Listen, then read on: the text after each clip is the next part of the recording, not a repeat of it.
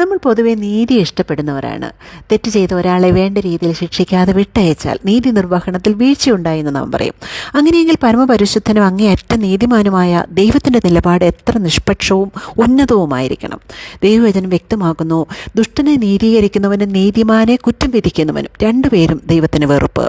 ഇങ്ങനെയുള്ള ദൈവം സകല വിധത്തിലും ദൈവം മുൻപാകെ വെറുപ്പും അറപ്പും ഉളവാക്കുന്ന സകല പാപങ്ങളും ചെയ്ത് ദൈവത്തിൻ്റെ ന്യായപ്രമാണപ്രകാരം പരമാവധി ശിക്ഷാവിധിക്ക് യോഗ്യരായി നിൽക്കുന്ന മനുഷ്യനെ ശിക്ഷിക്കാതെ വിട്ടിരിക്കുന്നു എന്ന് സുവിശേഷം വിളിച്ചു പറയുമ്പോൾ നാം അതെങ്ങനെ ഉൾക്കൊള്ളും? ഒരിക്കലും പാപത്തെ അതെത്ര ചെറുതെന്ന് നമുക്ക് തോന്നിയാലും ശിക്ഷിക്കാതെ വിടുന്നതിന് നീതി സ്വരൂപനായ ദൈവത്തിന് കഴിയില്ല. അപ്പോൾ പിന്നെ മനുഷ്യനെ ദൈവം നീതീകരിച്ചത് എങ്ങനെയാണ്? ഇതിനുള്ള ഉത്തരം കാൽവരി ക്രൂശിലാണ് നാം കാണുന്നത്. നിത്യദൈവമായ യേശു ക്രിസ്തു ഒരു മനുഷ്യനായി ഇറങ്ങി വന്ന് നാം ശിക്ഷിക്കപ്പെടേണ്ട സ്ഥാനത്ത് നമുക്കുള്ള മുഴു ശിക്ഷയും സ്വയം ഏറ്റെടുത്തുകൊണ്ട് നമുക്കെതിരായ ശിക്ഷാവിധിയിൽ നിന്ന് നമ്മെ രക്ഷിച്ചു. വചനം ഇങ്ങനെ ഉറപ്പിച്ചു പറയുന്നു, നാം പാപം സംബന്ധിച്ച് മരിച്ച് നീതിക്ക് ജീവിക്കേണ്ടതിന് അവൻ തൻ്റെ ശരീരത്തിൽ നമ്മുടെ പാപങ്ങളെ ചുമന്നുകൊണ്ട് ക്രൂശിന്മേൽ കയറി. അവൻ്റെ അടിപ്പിണരാൽ നിങ്ങൾക്ക് സൗഖ്യം വന്നിരിക്കുന്നു. അവൻ നമ്മുടെ പാപങ്ങൾക്ക് പ്രായശ്ചിത്തമാകുന്നു. നമ്മുടെ ഇതിന് മാത്രമല്ല, സർവ്വലോകത്തിൻ്റെ പാപത്തിനും തന്നെ. പാപമറിയാത്തവനെ നാം അവനിൽ ദൈവത്തിൻ്റെ നീതിയാകേണ്ടതിന് അവൻ നമുക്ക് വേണ്ടി പാപമാക്കി. യേശുവിൻ്റെ ജനനത്തിന് 700ഓളം വർഷങ്ങൾക്ക് മുൻപ് യെശയ്യാ പ്രവാചകൻ യേശുവിനെക്കുറിച്ച് മുൻകൂട്ടി ഇങ്ങനെ എഴുതിയിരിക്കുന്നു, എന്നാൽ അവൻ നമ്മുടെ അതിക്രമങ്ങൾ നിമിത്തം മുറിവേറ്റും നമ്മുടെ അകൃത്യങ്ങൾ നിമിത്തം തകർന്നുമിരിക്കുന്നു. നമ്മുടെ സമാധാനത്തിനായുള്ള ശിക്ഷ അവൻ്റെ മേലായി. അവൻ്റെ അടിപ്പിണരുകളാൽ നമുക്ക് സൗഖ്യം വന്നും ഇരിക്കുന്നു. നാം എല്ലാവരും ആടുകളെ പോലെ തെറ്റിപ്പോയിരുന്നു.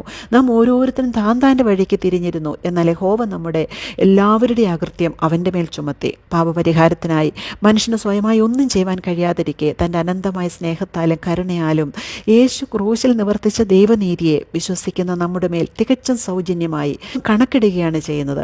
ഇപ്പോൾ യേശുവിൻ്റെ നാമത്തിൽ വിശ്വസിക്കുന്ന ഏതൊരു മനുഷ്യനെയും നീതിമാനായി ദൈവം കൃപയാൽ പ്രഖ്യാപിക്കുകയാണ്.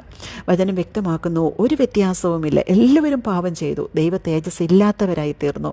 അവൻ്റെ കൃപയാൽ യേശു ക്രിസ്തുവിങ്കലെ വീണ്ടെടുപ്പ് മൂലം സൗജന്യമായത്രേ നീതീകരിക്കപ്പെടുന്നത്. വിശ്വസിക്കുന്നവർക്ക് അവൻ തൻ്റെ രക്തം മൂലം പ്രായശ്ചിത്തമാകുവാൻ ദൈവം അവനെ പരസ്യമായി നിർത്തിയിരിക്കുന്നു. പാപിയായ മനുഷ്യനെ നീതിമാനായ ദൈവം നീതീകരിച്ച് തൻ്റെ പുത്രനെ തകർത്തുകൊണ്ടാണ്. പാപം നിരുപാധികം ക്ഷമിക്കുകയല്ല ദൈവം ചെയ്തത്. നമുക്ക് വരേണ്ടിയിരുന്ന സകല ശിക്ഷയും യേശുവിൻ്റെ മേൽ ചുമത്തുകയാണ് ചെയ്തത്. യേശു നമ്മുടെ പാപം വഹിച്ചുകൊണ്ട് ദൈവത്തിൻ്റെ മുഴുക്രോധവും ക്രൂശിൽ ഏറ്റെടുത്തുകൊണ്ട് നമ്മെ തൻ്റെ കൃപയാൽ രക്ഷിച്ചു. യേശു ക്രിസ്തു അല്ലാതെ ചരിത്രത്തിൽ ആരും മനുഷ്യൻ്റെ പാപങ്ങൾക്ക് പകരമായി ദൈവം മുൻപാകെ പ്രായശ്ചിത്ത ബലിയായി തീർന്നിട്ടില്ല. പ്രിയമുള്ളവരെ, നമ്മുടെ അതിക്രമങ്ങൾ നിമിത്തം മരണത്തിനേൽപ്പിച്ചും നമ്മുടെ നീതീകരണത്തിനായി ഉയർപ്പിച്ചും ഇരിക്കുന്ന കർത്താവായ യേശുവിൽ വിശ്വസിച്ച് ദൈവത്തോട് നാം സമാധാനം പ്രാപിക്കണമെന്ന് ദൈവം സകല മനുഷ്യരോടും കൽപ്പിക്കുന്നു.